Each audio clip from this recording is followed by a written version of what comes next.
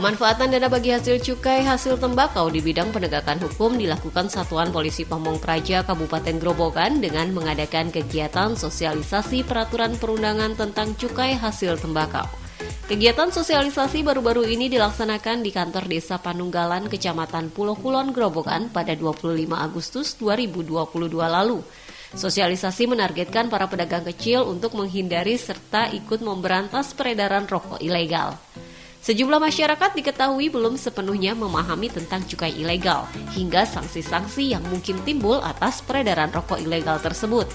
Untuk itu, pemerintah Kabupaten Grobogan merasa masih perlu untuk terus melakukan sosialisasi terkait aturan perundang-undangan tentang cukai hasil tembakau dengan menggandeng instansi-instansi terkait. Dalam kegiatan sosialisasi di Desa Panunggalan, turut hadir Ketua Komisi A DPRD Kabupaten Grobogan yang sekaligus membuka acara kegiatan sosialisasi tersebut. Perlu kami sampaikan bahwa tiap tahun Kabupaten Grobogan mendapat sisian dari dana juga cukup lumayan, Pak.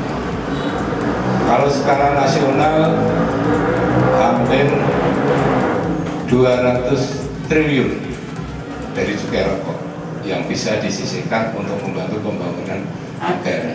Kalau dari Kabupaten Grobogan di tahun 2022 ini hampir 16 miliar ya Pak. Kami dibahas di Badan Anggaran, tapi yang dilaksanakan dari beberapa stakeholder. Jadi di bidang atau kabak perekonomian ada tenaga kerja, ada BPBD, ada di Satpol PP. Kalau Satpol PP tentunya akan digunakan dalam rangka pencegahan dini supaya tidak ada beredar rokok-rokok ilegal. Sosialisasi tentang perundangan kaitannya dengan cukai rokok kami nyatakan dibuka. Mudah-mudahan sangat bermanfaat bagi kita semuanya.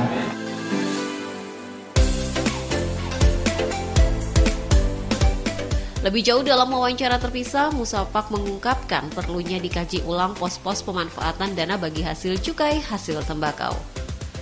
Terima kasih Mbak. Sebelumnya perkenankan kami dari unsur legislatif, wakil masyarakat dan sekaligus memang tentang dana bagi hasil cukai ya. Sebelum kondisi COVID memang lokusnya sudah jelas, memang lebih condong dialokasikan untuk pembangunan infrastruktur yang kaitannya dengan cukai tembakau. Tapi setelah COVID memang lebih dialokasikan, presentasinya lebih besar untuk penanganan masalah COVID dan kesehatan. Walaupun presentasi untuk infrastruktur masih ada. Nah, kenapa kok muncul terjadi silva? Tentunya itu adalah bagian dari efek kondisi COVID. Karena ini sudah menjelang atau artinya sudah endemi kalau kita simpulkan, tentunya perlu sekali untuk proporsional penggunaan dana itu perlu ditinjau ulang dan harapan kami dari masyarakat ya lebih dikedepankan pada lokus infrastruktur. Karena apapun dengan dibangun infrastruktur yang sesuai dengan kaitannya dengan cukai, masyarakat akan bisa menikmati secara langsung itu.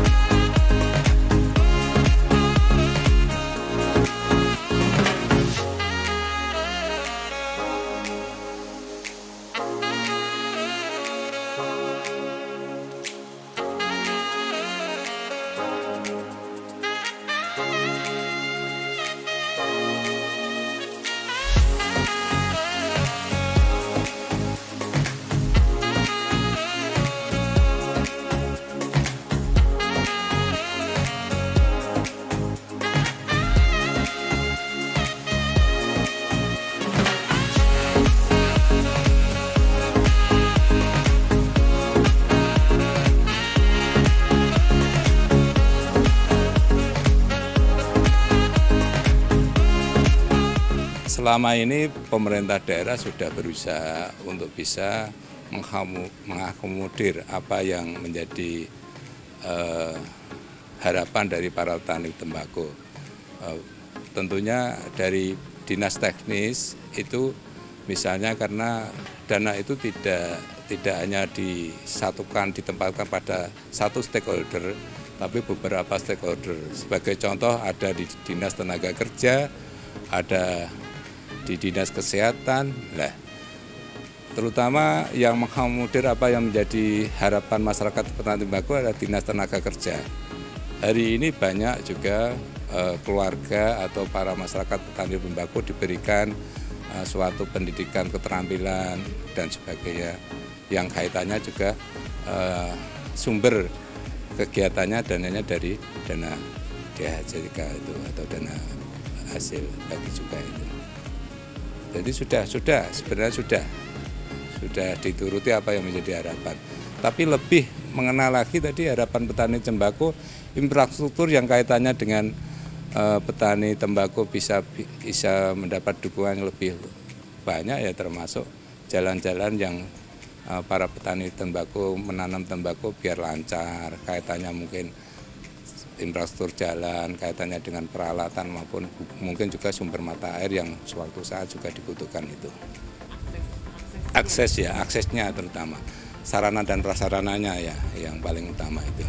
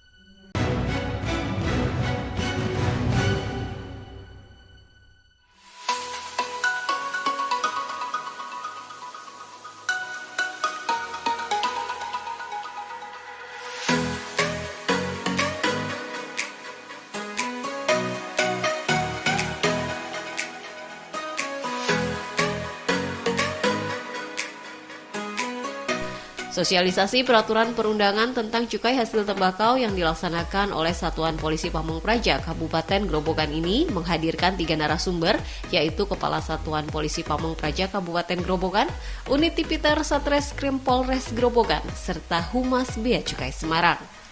Dalam paparannya kepada para peserta sosialisasi yang sebagian besar merupakan pedagang rokok, Humas Bea Cukai Semarang menjelaskan secara terperinci mulai dari pengertian cukai, karakteristik barang kena cukai, hingga ciri-ciri cukai palsu dan rokok ilegal. Jadi aturan tentang cukai ini itu diatur di Undang-Undang Nomor 11 Tahun 1995. Yang kemudian pada tahun 2007 dirubah melalui Undang-Undang Nomor 39 Tahun 2007 tentang cukai. Sebelumnya, kalau kata-kata cukai itu yang terlintas di pikiran itu apa? Pajak, enten malih? Rokok,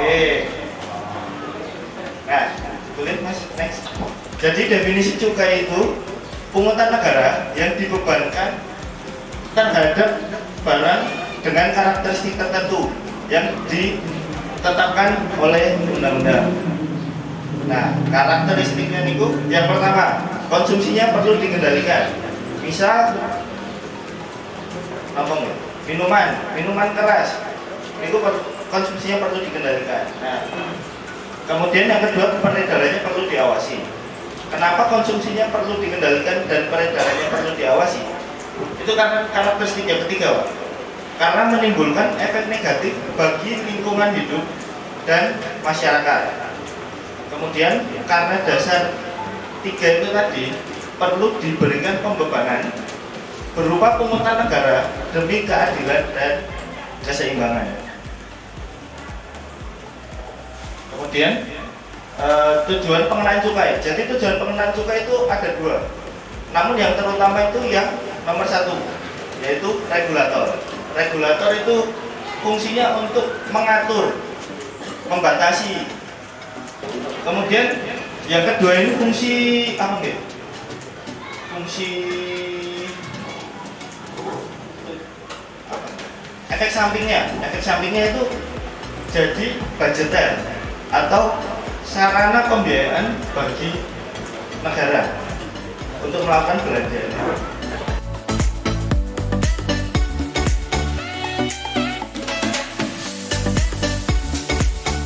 Sementara itu, unit Tipiter Satreskrim Polres Grobogan memaparkan tentang sanksi-sanksi yang akan muncul pada pelanggaran mengenai aturan cukai hasil tembakau. Sebenarnya tadi sudah dijelaskan secara jelas oleh tim cukai mengenai tembakau yang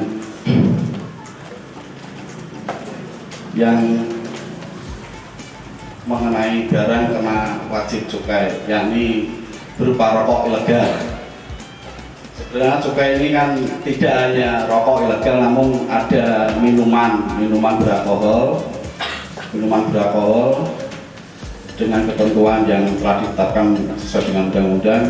Namun karena ini lebih khususnya ke rokok ilegal, kita di sini menghimbau dari masyarakat khususnya Kecamatan Panunggalan untuk tidak atau ikut serta dalam melakukan pelanggaran mengenai cukai, terutama rokok ilegal.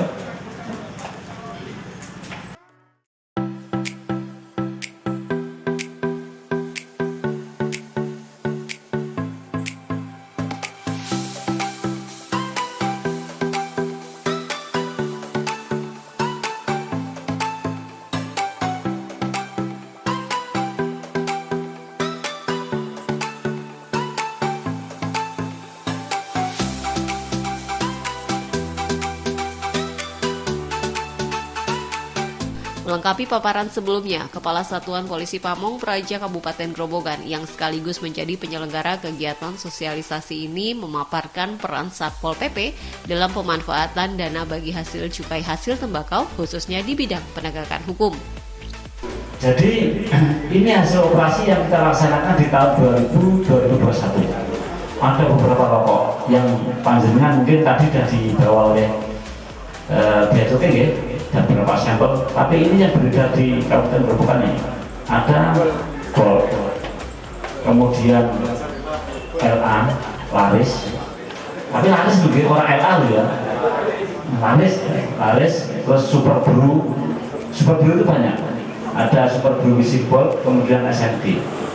Ini salah satu, kemudian ini ada Swan, tadi Madek Sela, nah ini banyak yang beredar di masyarakat di kemarin, ya. Tetapi setelah ada pergerakan beberapa tahun ini semakin berkurang.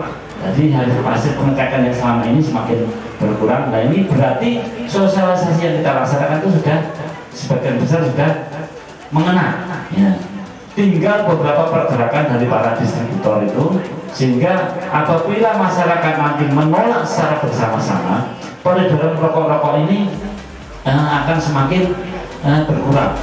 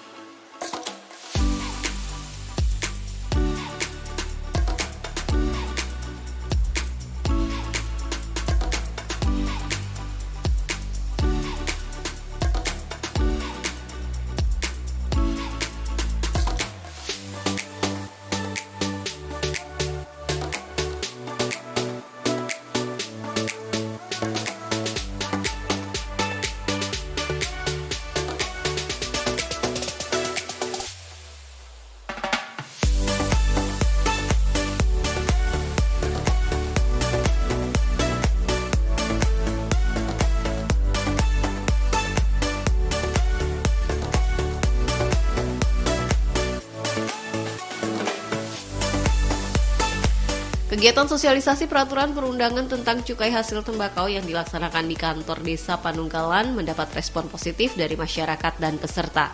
Para peserta yang sebagian besar merupakan pedagang rokok mendapat pengetahuan tentang cukai palsu dan rokok ilegal. Kalau selama kita melakukan sosialisasi itu memang sudah ada sebenarnya masyarakat yang mengetahui tentang ketentuan cukai itu sudah ada, tapi masih terlalu sedikit. Jadi sepertinya memang perlu kita lakukan sosialisasi terus kepada masyarakat supaya dapat terhindar dari sanksi-sanksi yang cukup memberatkan itu tadi. Kemudian kami harapkan masyarakat itu yang sudah mengenali, yang sudah dapat mengidentifikasi pita cukai asli, rokok asli atau rokok ilegal sama yang legal itu tadi bisa menjadi partner kita dalam upaya gempur rokok ilegal seperti itu.